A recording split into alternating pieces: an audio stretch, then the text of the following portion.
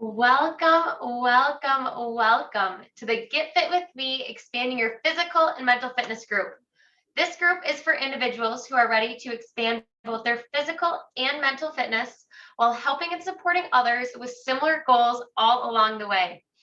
We have one new member this week, and it is Amanda. So, Amanda, if you are watching, we go live in a group just like this. So, click that little Zoom link above and join us. If you have any other questions, feel free to reach out to me personally or others in this group. We have been here relaunched in February. So, we're coming on almost a year now. And every other week, we alternate between something for our mental fitness, some sort of mindset work, or routines and habits that we can change or things that we can implement to make our life better. Or we do a movement workshop where we actually get to move. We practice with equipment, we do actual movements, and we get to feel better. So this week, we are working more on our mental fitness. I've had a few of you ask about the title of our training today.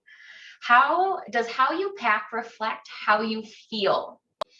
So for those of you who are watching on Facebook, drop either hashtag live or replay, depending on when you are watching this. But also I want you to think about and drop in the comments, does how you pack your suitcase represent how you feel in that moment? And I did not realize this until a few weeks ago, and I'm excited to share the story with you because it created a lot of clarity for me in different aspects of my life as well. But before we get to that, I want you guys to also drop who you are and what you feel like, what kind of emotions you have when there is a busy schedule coming up. So when you look at your calendar and it's a busy schedule week, how do you initially feel? Do you feel stressed? Do you feel overwhelmed? Do you feel anxious? How do you feel when you know you have a lot to do and just not enough time to do it all? Drop all that in the comments and let me know. So I'm going to get into this little story here and let you guys know why I chose this as today's topic. It was the week before Thanksgiving. We were getting ready. So we had family with Thanksgiving Thursday, Friday, Saturday. We were leaving for a trip on Sunday, and then we were going to be gone until the next Saturday. So those 3 days, which are always busy, those Monday, Tuesday, Wednesday, were even extra busy. So we were prepping for the trip. I was getting work done. We were getting the house ready so we could be gone for 10 days.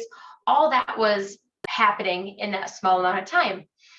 And each night I would slowly pack my suitcase, and I was organized. I had those organizing boxes, and I had all my pants together, all my shirts, I had outfits. But then on Wednesday, I realized as I'm on top of my suitcase, trying to zip it and realizing that it's probably going to be over on weight, that my week felt exactly like that suitcase. It felt like I had taken on way too much and it was hard to get it all in. The cramming to get that zipper shut. That's exactly how I felt that week. And that's when I realized that the feeling of pushing all that stuff in your suitcase was an exact representation of how my week was going. I was just doing it all, and I didn't have to do it all. But my normal tendency, and a lot of our normal tendencies, are to do it all. We have to do everything in that week. So from there on out, I then started to look at different places. We came back from vacation, and I realized that when my purse was overflowing because I didn't do the normal come home, empty it, and then go about my day, or when the dishes would get stacked up, or when my desk would become a mess and I wasn't staying up on it, little things like that. If I were to look at my calendar and see how busy it was, or to look at that list of everything I had to do, the way I was showing up in the actions I was doing was a direct representation of how I was feeling, and I didn't even realize it. So last week, this week, and next week are all another great representations. I had my sister's graduation last Friday, so I worked Monday through Thursday. This week we have Christmas, so Monday through Thursday, and next week is New Year's, so Monday through Thursday. So I've tried to do a better job of implementing a tool that I'm going to show you guys a little bit later on.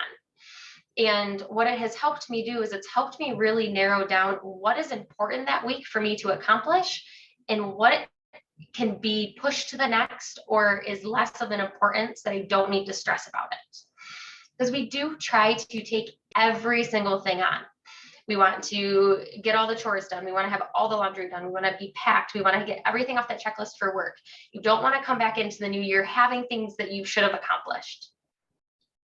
So last 2 weeks ago now, because last week was a movement workshop, 2 weeks ago, we talked about the big three, how to create success and feel accomplished every single day.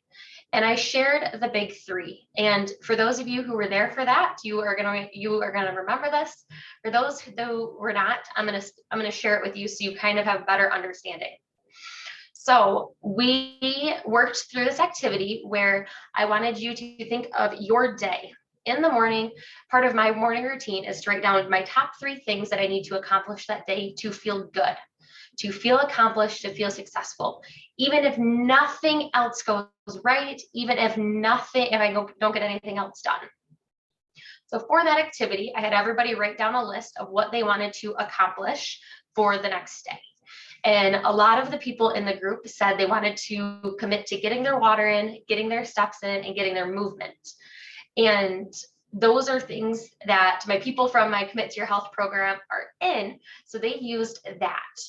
Mine that week, I believe, were call and schedule the duct cleaning, get, what was it? It was get my program scheduled and sign one more client. It was something, I had 3 different things happening. They were not just for me that day. They were not just for myself. There were bigger things I needed to do as well. So I went through and we practiced that activity. Well, I can do that every single day and not get anywhere. So I did this activity with one of my other clients and we did the big 3 for the week. So it's a very similar activity other than you're just looking at the big picture for the week. So each day you're still going to do your big 3 for the day, but you have to look at the bigger picture for when you start your week. Whether you look at starting your week on Sunday night or Monday morning, whatever that is, taking a look at like, what are the 3 most important things that I have to do this week, no matter what. And as we're getting into the new year, you're probably looking at what are the 3 most important things I have to do before 2021 is over. And that's how we're going to structure the activity today. So I want you guys to all pull out a sheet of paper and I want you to write to-do list. And on this list, we're going to take 1 or 2 minutes and I want you guys to just write every single thing that you possibly have to do next week. All the errands you have to run, all the house chores you have to do, all the work and projects you have to finish up, even those little things. So we're going to set a little timer here. And we are going to go for 1 minute. And I'm just going to kind of rattle off some things as you guys are writing these down. So things you can do next week are call and make appointments. Get in touch with people that you haven't been. Send out those Christmas cards. I know a few of you have talked to you about those. Other things you can do are finalize some of your plans, your projects. Unpack maybe from a trip or a holiday. Get your workouts in, drink your water, get your sleep. Trying to think of little things. For me, it's moving over my QuickBooks. I have to move over to a whole new system within the next week because it's better to start at the start of the year. What are some things that you have to do by the end of next week? And maybe they're not even have to do, but what are things that you're like, I want to do this next week? Maybe you have a list somewhere else that you're going to and you're pulling from right now.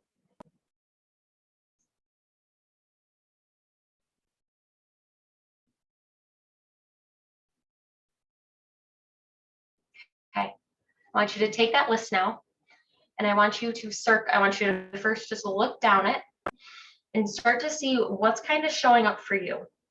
What types of activities? Is it mostly home stuff? Is it mostly work stuff? Is it things with the kids? Is it things with your significant other? What's kind of showing up for it? What's the majority of things? And now I want you to go through and star, circle, highlight, whatever you prefer, the 3 most important things. What are the most what are like the most timely matters? Do you have to have, is there something that absolutely has to be done Wednesday by noon? That's probably going to be priority number one. I want you to circle your top 3 things.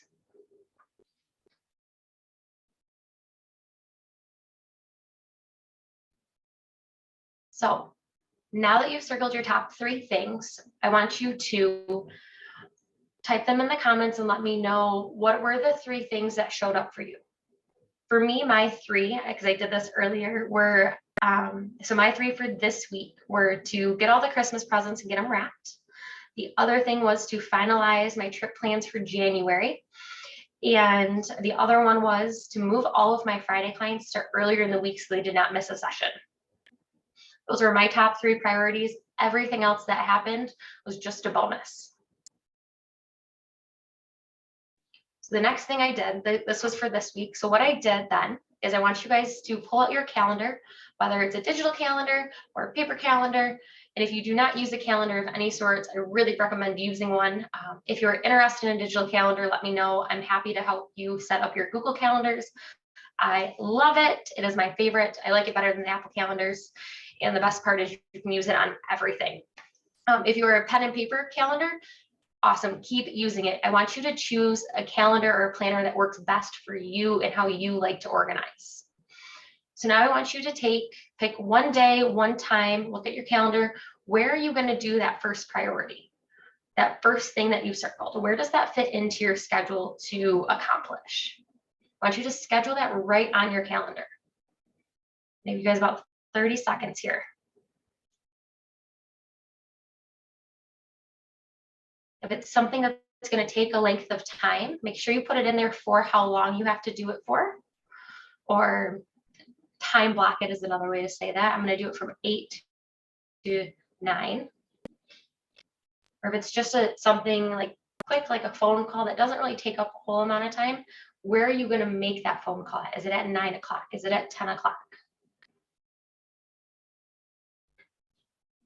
Good. Now let's move on to priority number 2. That second thing you circled or highlighted or starred or whatever you did to it. Where are you putting that on your calendar to make sure it gets accomplished? So for mine, it was get the Christmas gifts. I have not wrapped them yet. That is an after call activity, but we went and got them on Monday. So I put mine right on my calendar for Monday after I was done nannying. So where are you putting your second priority for next week?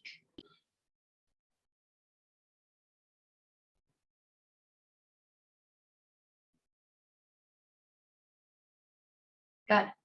Okay, let's move on to that third and final one. So take a look at your schedule. Where are you putting that third one at? We can create lists all day long and we can circle, we can star, we can know how important it is, but until we take the time to move it from the to-do list to that calendar where we know it has to happen, where we think about it as an appointment or we think about it as a non-negotiable, that is when we are actually going to follow through and do it. So I want you guys to now take a look at what your calendar looks like. What days do those fall on? What times did you put those activities in? What were those activities? Drop them all in the comments and let me know. Mine, like I said, were finalized trip plans for January. I put that on the plan to do that tomorrow morning or later tonight. It's more looking at flight tickets for me. Plan to get Christmas gifts. So I did half on Monday evening and the other half will be tonight. And the Move My Friday clients, I actually did that last Friday because I had to get them moved before. So I moved them in my calendar where they fit earlier this week. So when you think about all of this, when you look at that to-do list and you break it into just those top 3 most important things, does it feel less overwhelming, less stressful, less like you've put a lot on your plate? I know that since I started implementing this and really just focusing on what are the 3 big things for the week and what are the 3 big things for the day, I feel a lot less overwhelmed with having to stay up on things and keep going and do all the things. And for someone who runs their own business and is doing all that back end, I get in that cycle of just realizing that I'm doing it all. And I wanted to get out of that, and taking this and really just breaking it up into the 3 big of the week and 3 big of the day has been the most helpful thing for me over these last few weeks for sure. The next step will be, in a few weeks, we'll do the top 3 of the month, but those are more of goals that we want to achieve. And with 2022 around the corner, we will be getting together in January, and we'll be talking about your big 3 goals for the month. Because goals are important, but a lot of times we make these huge goals for the year and we all don't do them past, some of us January 1st, some of us February 1st, some of us past the thought that we had it. So I want you guys to keep in mind that we're going to do this activity again, but we're going to do the next stage. We're going to do the top 3 for the month, the big 3 for the month next time. It's a few weeks down the road though. Actually, yeah, in 2 weeks. It'll be the first full week in January is when we'll be doing that. So I want you guys to now think about that big long to-do list. And we've picked our big 3. Is there stuff on that list that you really don't need to do, or that you could delegate to somebody else, or that you're realizing, I'm just really prepared for that. I don't really have to have that done for X amount of time, that it doesn't need to be on your list for this week? If it is, I want you to put a little dash and either later or write the week that you're going to move it to. If it's a project for work, if it's a project for home, maybe it's just something for fun. Having these timelines is important, but also not overwhelming yourself with having to feel like you have to do it all the time, because we can't do it all. What happens is that feeling of overwhelm, that we've crammed way too much, is that suitcase feels like it's going to burst. And eventually we feel burned out. We feel like we're going to burst. We're exhausted. We're tired. We can't think straight. And we've all experienced that at some point. And maybe the suitcase analogy didn't work for you today. Maybe it's the purse that was overflowing. Maybe it was the dishes or the laundry. There are things in our life that show and help us relate to how we're actually feeling in that moment and how much we've taken on. So I want you guys to share with me your top 2 takeaways in the comments. So what was your biggest takeaway from today? And then what was your second biggest takeaway? This is going to help me so that when we do our training on the 3 for the month, or big 3 for the month, and our goals for the month, we can kind of look at what you guys found was the most helpful. Was it the analogies? Was it the actually breaking it down? Was it the scheduling on the calendar? We all learn and can follow and create action in different ways. So knowing from you guys what your takeaways were and what you found to be the most valuable is key for me to help you guys even better. So next week, we are going to have a movement workshop. I haven't quite decided. I know we're coming up on the new year, so I think we're going to do something fun next week, something even a little bit more fun than what we usually do, but we will be moving. And then that first week in January, we're going to do goal setting for just the month of January. We're not going to look at the big year picture, because we have to put things into bite-sized, manageable things. We can't do it all the time. So take it one small step at a time. So I hope you guys have a fantastic Thursday. And remember to post a picture if you're up for it. Either drop in the comments your big 3 for the week, or take a picture and post it in the comments. Show us all what yours were. I'm going to post mine here in a little bit.